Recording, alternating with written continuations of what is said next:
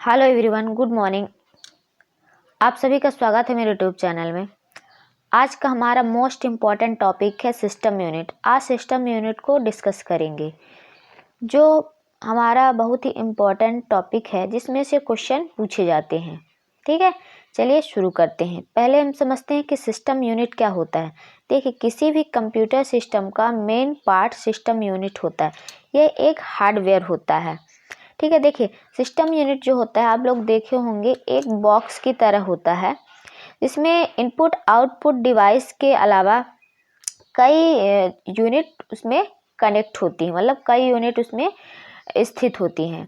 जैसे हमारा system unit में कौन कौन से डिवाइस उपस्थित होते हैं, जैसे हमारा motherboard, power supply unit, CPU, memory unit और भी कई अदर यूनिट उसमें उपस्थित होते हैं। ठीक है, जैसे हमारा सिस्टम यूनिट मान लीजिए कि बॉक्स है। ठीक है, इस बॉक्स के अंदर सिस्टम यूनिट एक क्या है, हार्डवेयर है। ठीक है, और वो एक बॉक्स की तरह होता है। इस बॉक्स के अंदर जितने भी मतलब जो पेरिफेरल डिवाइसेस है, इनपुट आउटपुट डिवाइसेस के अलावा, जैसे हमारा मदरबोर्ड हो गया, power supply unit, CPU, memory unit और भी कई डिवाइस इसके अंदर क्या होते हैं, स्थित होते हैं। ठीक है, देखिए सिस्टम यूनिट को हम पावर या चेसिस भी बोलते हैं। सिस्टम यूनिट आप लोग देखे होंगे दो प्रकार से होते हैं।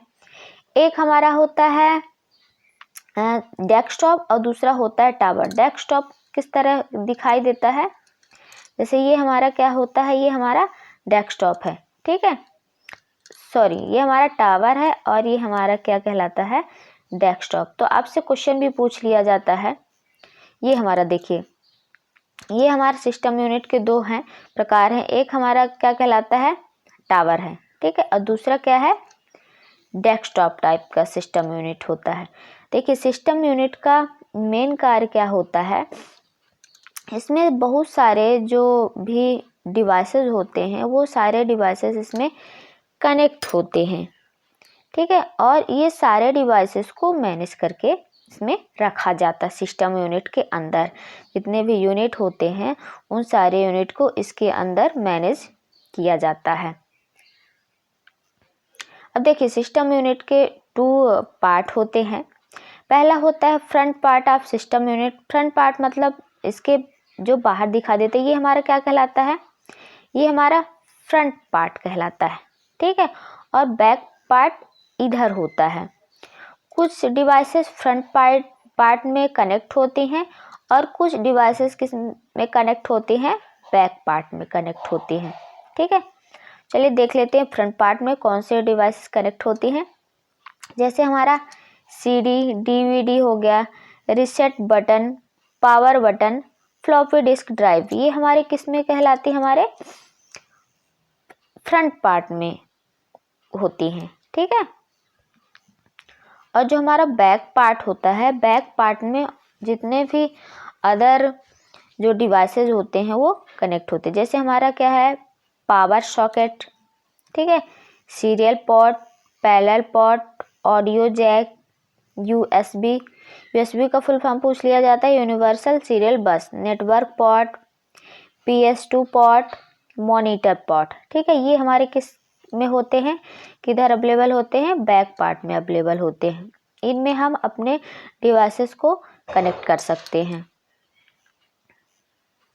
अब देखिए, आप लोगों को बताना चाहती हूँ सिस्टम यूनिट के जो मेन भाग होते हैं, सबसे मेन भाग होता है मदरबोर्ड। मदरबोर्ड सिस्टम यूनिट का मेन भाग होता है, और सीपीयू। इन दोनों को मैं आप लोगों को आज समझाऊंगी। ठीक है, मेमोरी यूनिट ये मैं आप लोगों को प्रीवियस वीडियो में समझा चुकी हूँ, तो इसको मैं थोड़ा सा समझाऊंगी। आप लोग अगर वो वीडियो नहीं देखे हैं तो वीडियो को जरूर देखिए।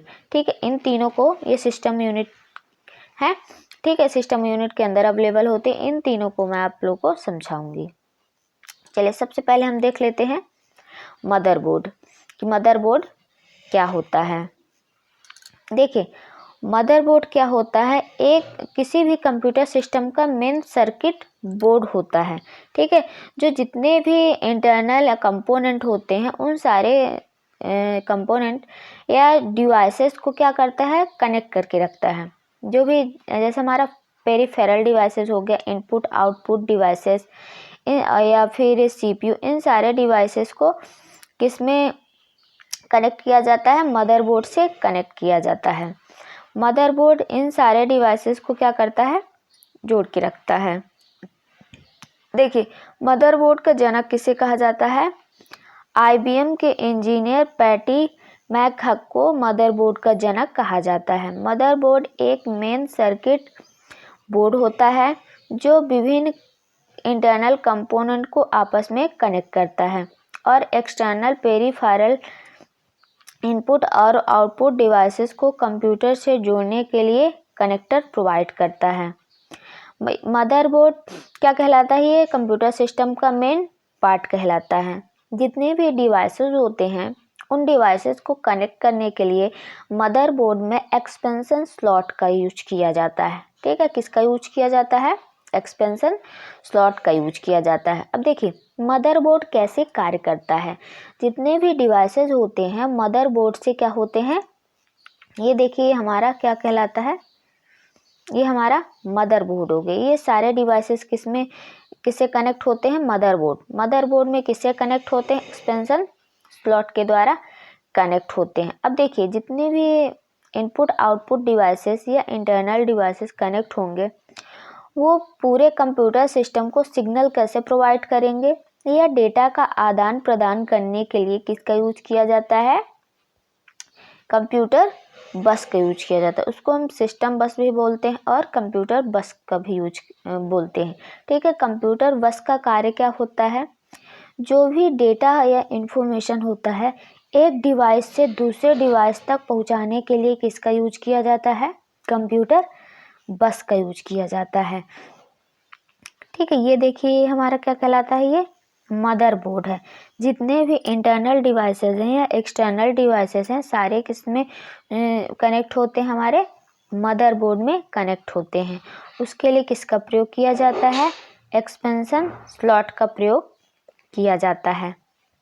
ठीक है, और सिग्नल को एक कंप्यूटर से दूसरे कंप्यूटर में एक डिवाइस से दूसरे डिवाइस में भेजने के लिए किसका प्रयोग किया जाता है, कंप्यूटर बस या सिस्टम बस का प्रयोग किया जाता है। इस चीज़ को आप ध्यान रखिएगा। ठीक है, और देखिए मदरबोर्ड को हम कंप्यूटर का बैकबोन भी बोलते हैं। अगर मदरबोर्ड नहीं होगा तो हम जैसे मान लीजिए हमारे कंप्यूटर सिस्टम में बहुत सारे पार्ट होते हैं, उन पार्ट को सिग्नल्स कैसे प्रोवाइड होंगे, तो उन पार्ट को एक साथ जोड़ के रखने, क्योंकि जब एक साथ जुड़ेंगे तभी तो कार्य करेंगे। ठीक है, उन सारे डिवाइसेस को एक साथ जोड़ने का कार्य कौन करता है, मदरबोर्ड करता है। प्लस इसका और क्या काम रहता है, सिग्नल्स या डेटा को एक स्थान से दूसरे स्थान ट्रांसफर करता है। ठीक है, इसलिए मदरबोर्ड को कंप्यूटर सिस्टम का बैकबोन कहा जाता है। देखिए इसके दो प्रकार हैं, इंटरनल या इसको हम सिस्टम बस बोलते हैं, एक्सटर्नल बस या इसको एक्सपेंशन बस बोलते हैं। इंटरनल या सिस्टम बस का क्या कार्य होता है, सिग्नल्स या डेटा को एक डिवाइस से दूसरे डिवाइस में ट्रांसफ़र करने का काम किसका होता है, सिस्टम बस का होता है। ठीक है, दूसरा क्या है, एक्सटर्नल बस या फिर एक्सपेंशन बस या फिर एक्सपेंशन स्लॉट भी बोलते हैं। एक्सपेंशन स्लॉट का काम क्या होता है, जितने भी डिवाइसेस होते हैं पेरिफेरल डिवाइसेस, उन सारे डिवाइसेस को एक्सपेंशन स्लॉट में जोड़ने का काम किसका होता है, एक्सपेंशन बस का काम होता है। ठीक है, तो मदरबोर्ड हमारे कंप्यूटर सिस्टम का बहुत ही इम्पोर्टेंट पार्ट होता है। अब देखिए हमारा अगला जो मेन इम्पॉर्टेंट टॉपिक है वो सीपीयू होता है, सीपीयू है। अब देखिए सीपीयू बहुत सारे लोग जानते होंगे, इसको हम क्या बोलते हैं, सेंट्रल प्रोसेसिंग यूनिट।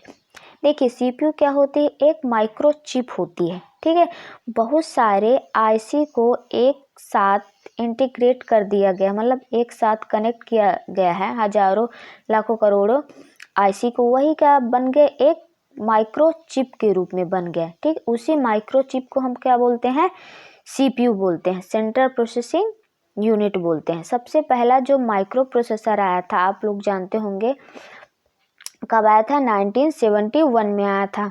किसने पहला माइक्रो प्रोसेसर बनाया था? इंटेल ने बनाया था। माइक्रो प्रोसेसर बनाने की में सबसे जो बड़ी कंपनियां हैं वो इंटेल है और ठीक है। अब देखिए माइक्रो प्रोसेसर का कार्य क्या होता है, सॉरी सीपीयू का कार्य क्या होता है। सीपीयू को हम क्या बोलते हैं? माइक्रो चिप भी बोलते हैं। इसका कार्य क्या होता है? कंप्यूटर में जितने भी प्रोसेसिंग का कार्य होता है, ठीक है, प्रोसेसिंग के अलावा डेटा को कंट्रोल करने का भी कार्य, डेटा को कोऑर्डिनेट करने का कार्य कौन करता है? सीपीयू करता है। ठीक है, तो सीपीयू के कितने पार्ट होते हैं?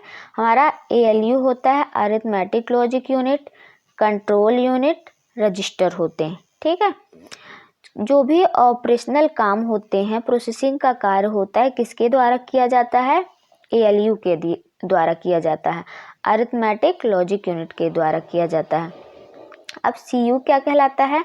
जितने भी जो भी कंप्यूटर सिस्टम में डेटा जाता है, उन डेटा को मैनेज करना या फिर हार्डवेयर या सॉफ्टवेयर के बीच कोऑर्डिनेशन का कार्य या इंटरफेस का कार्य किसके द्वारा किया जाता है? सीयू के द्वारा किया जाता है, कंट्रोल यूनिट।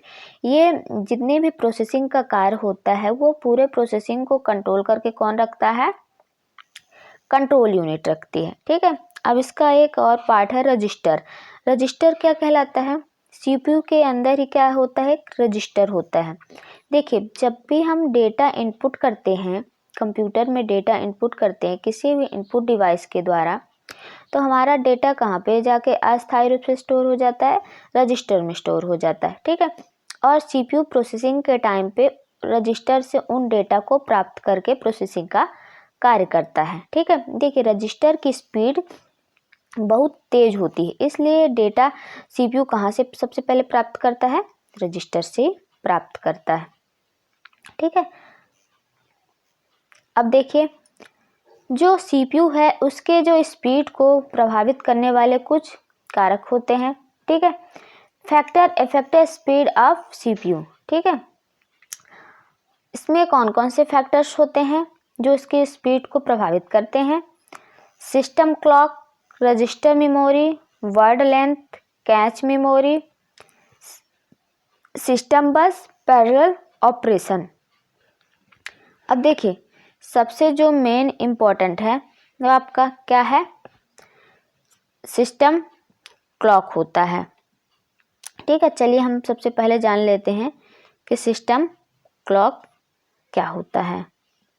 ठीक है,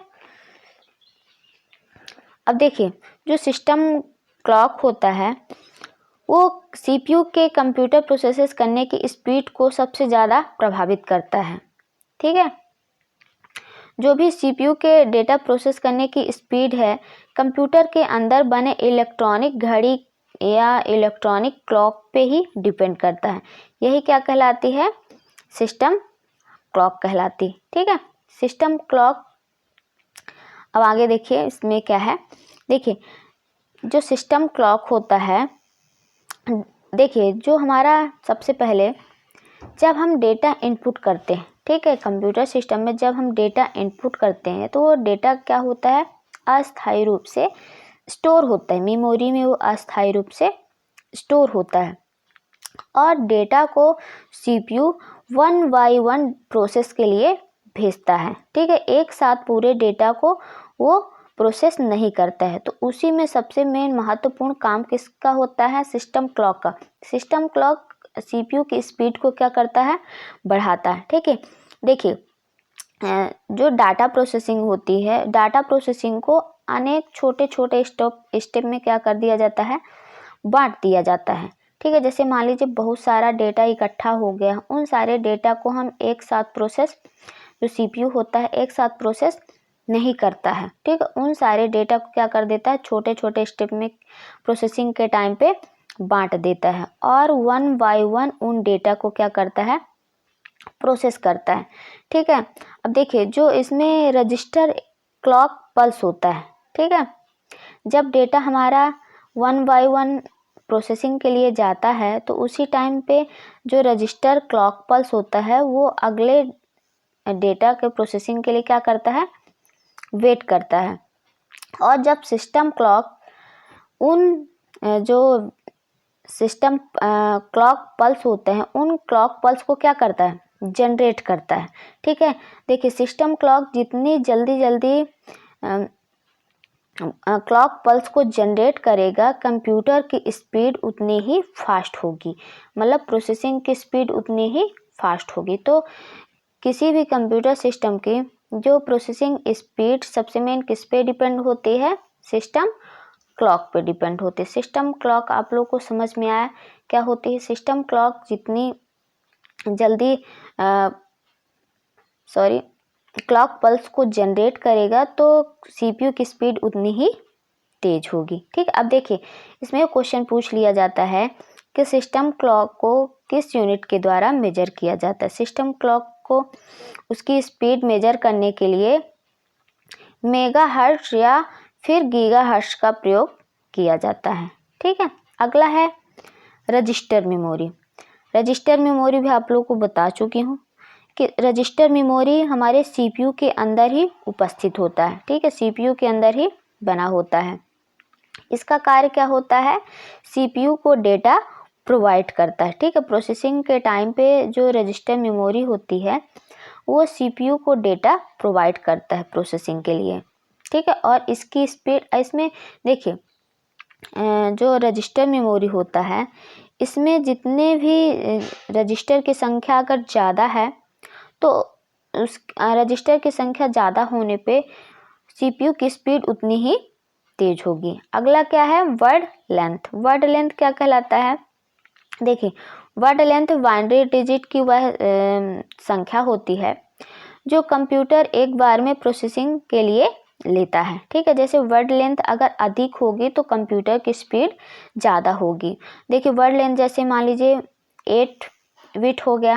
ठीक है, 8 होती है, 16 होती है, 8, 16, 32, ठीक है, और 64 तक हो सकती है। अगर मान लीजिए 64 बिट अगर सीपीयू लेता है, ठीक है, प्रोसेसिंग के टाइम पे, तो सीपीयू एक साथ 64 डेटा को क्या करता है, प्रोसेस करता है। ठीक, अगर 32 बिट है हमारी कंप्यूटर की वर्ड लेंथ तो वो क्या करता है, एक बार में 32 बिट प्रोसेस के लिए लेता है। अगर 64 लेता है तो कंप्यूटर की स्पीड और ज़्यादा फास्ट हो जाती है। अगला है कैच मेमोरी। कैच मेमोरी क्या होता है, ये भी हमारे सीपीयू से जुड़ा होता है, जिसका काम क्या होता है, डाटा के ट्रांसमिशन का ये कार्य करता है। ये काफ़ी फास्ट डाटा को ट्रांसमिट करता है प्रोसेसिंग के लिए। ठीक है, अगला क्या है, सिस्टम बस। सिस्टम बस भी क्या होता है, मेन इम्पोर्टेंट पार्ट होता है कंप्यूटर सिस्टम का। ये भी कंप्यूटर की स्पीड को क्या करता है, प्रभावित करता है। देखिए जो सिस्टम बस है, सिस्टम बस की अगर जो विड्थ है ज़्यादा होगी तो कंप्यूटर की स्पीड भी उतनी ही तेज होगी। मान लीजिए सिस्टम विड्थ की जो कंप्यूटर सिस्टम की जो विड्थ है वो अगर 32 है तो वो 32 स्पीड से क्या करता है, डेटा का आदान प्रदान करता है। ठीक है, सिस्टम बस।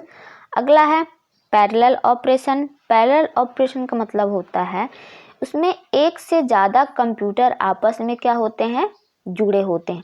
अगर एक साथ कई कंप्यूटर आपस में कार्य करते हैं तो कंप्यूटर की स्पीड क्या होगी, काफ़ी तेज होगी। ठीक है, जैसे हमारे सुपर कंप्यूटर में पैरेलल ऑपरेशन का उपयोग किया जाता है, उसमें एक साथ कई कंप्यूटर एक साथ कई सीपीयू जुड़े होते हैं। ठीक है, और सीपीयू जब ज़्यादा होंगे तो उनकी स्पीड क्या होगी, काफ़ी फास्ट होगी।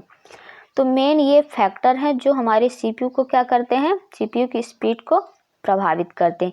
इनसे भी आपसे क्वेश्चन पूछ लिए जाते हैं, जैसे सिस्टम क्लॉक से, रजिस्टर मेमोरी से, वर्ड लेंथ, कैच मेमोरी और सिस्टम बस पैरेलल ऑपरेशन। तो ये हमारे अगला हमारा है मेमोरी। ठीक है, मेमोरी भी क्या सिस्टम यूनिट का मेन भाग होता है। मेमोरी में प्रीवियस में आप लोग को बता चुकी हूँ। अगर वो वीडियो आप लोग नहीं देखे हैं तो आप उस वीडियो को ज़रूर देखिए, हमारे प्लेलिस्ट में वो वीडियो अवेलेबल है। ठीक है, इसमें आप लोग को, क्योंकि ये सिस्टम यूनिट का पार्ट है, इसलिए मैं आप लोग को थोड़ा सा इसमें समझा देती हूँ कि मेमोरी क्या होती है। ठीक, देखिए मेमोरी भी कंप्यूटर सिस्टम का मेन इम्पोर्टेंट भाग होता है। मेमोरी का काम कंप्यूटर प्रोसेसिंग के पहले से लेके जब कंप्यूटर प्रोसेस करने के बाद तक प्रयोग किया जाता है। ठीक है, जैसे अगर हम कोई भी डेटा इनपुट करते हैं कंप्यूटर सिस्टम में, तो वो डेटा कहाँ पे स्टोर हो जाता है? अस्थायी रूप से मेमोरी में स्टोर हो जाता है, प्राइमरी मेमोरी में वो डेटा स्टोर हो जाता है, और फिर प्रोसेसिंग के लिए सीपीयू उस डेटा को जब चाहे प्रोसेसिंग के लिए ले सकता है। ठीक है, और प्रोसेसिंग के बाद भी जो हमारा डेटा परमानेंट स्टोर होता है वो कहाँ पे स्टोर होता है? मेमोरी में ही स्टोर होता है। ठीक है, इसलिए मेमोरी क्या है? बहुत ही महत्वपूर्ण होती है, प्रोसेसिंग के पहले भी और प्रोसेसिंग के बाद भी। चलिए देख लेते हैं। कंप्यूटर मेमोरी क्या है? एक फिजिकल डिवाइस है जिसका प्रयोग कंप्यूटर में अस्थायी तथा स्थायी तौर पर डेटा, इंफॉर्मेशन और इंस्ट्रक्शन को स्टोर करने के लिए किया जाता है। अब देखिए, कंप्यूटर सिस्टम में दो प्रकार की मेमोरी का यूज किया जाता है। एक होती है प्राइमरी मेमोरी और दूसरी क्या होती है? Secondary memory. ठीक है, अब देखिए जो हमारी मेमोरी होती है वो कई छोटे छोटे सेल से मिलकर बनी होती है। ठीक है, जो बिट्स के रूप में बाइनरी इंफॉर्मेशन को स्टोर करता है। ठीक है, जैसे मान लीजिए, देखिए मेमोरी में प्रत्येक सेल का एड्रेस क्या होता है? अलग अलग होता है, जिसमें एड्रेस का आकार 64 KB है, तो मेमोरी यूनिट्स में 64 × 1024 बराबर कितना होता है? 65,536 उसमें सेल हो जाते हैं। और देखिए जैसे मैं आप लोगों को बता चुकी, जो भी मेमोरी सेल होती हैं उन सारे सेल्स का एड्रेस क्या होता है? अलग अलग होता है। मेमोरी की सेल का एड्रेस कहाँ से कहलाता? देखिए 0 से 65,535 तक होता है, मतलब एक कम होता है, क्योंकि 0 लग जाता है, 0 से स्टार्ट होता है, इसलिए एक कम हो जाता है। ठीक है,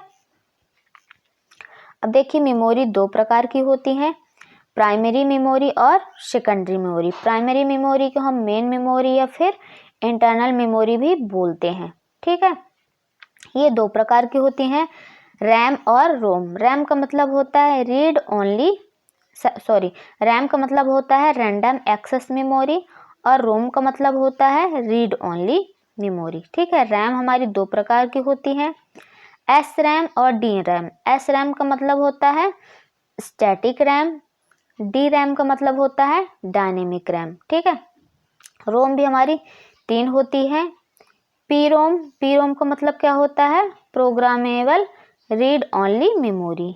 ईपी रोम का मतलब क्या होता है? Erasable programmable read only memory.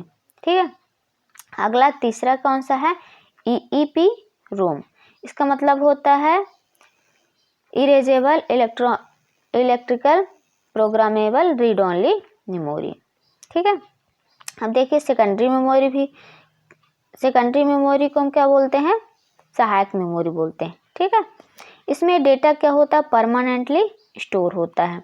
Secondary memory में कौन से आ गए? आपका hard disk, floppy disk, magnetic disk, optical disk, ये क्या कहलाती है? हमारी सेकेंडरी मेमोरी। इसमें सेकेंडरी मेमोरी में जो डेटा स्टोर होता है वो परमानेंटली स्टोर होता है। प्रोसेसिंग के बाद जो भी डेटा स्टोर होता है कहाँ पे स्टोर होता है? Secondary memory. अगर इस वीडियो मेमोरी से रिलेटेड आप लोग वीडियो नहीं देखें तो प्रीवियस में ज़रूर देखिए, उसमें मैं पूरे वीडियो को अच्छे से समझाई भी हूँ, प्लस वीडियो मेमोरी से रिलेटेड कुछ MCQ भी करवाई हूँ जो बहुत ही इम्पोर्टेंट है, और MCQ के 2 पार्ट हैं, तो आप लोग उसको ज़रूर देखिए, क्योंकि जो प्रीवियस ईयर में मेमोरी से रिलेटेड MCQ आए हैं वो सारे प्रीवियस वीडियो में हैं, तो आप लोग इस वीडियो को ज़रूर देखें। आप लोगों को अगर वीडियो पसंद आए तो प्लीज़ लाइक, सब्सक्राइब और अपने फ्रेंड के साथ शेयर ज़रूर करिए। Thank you.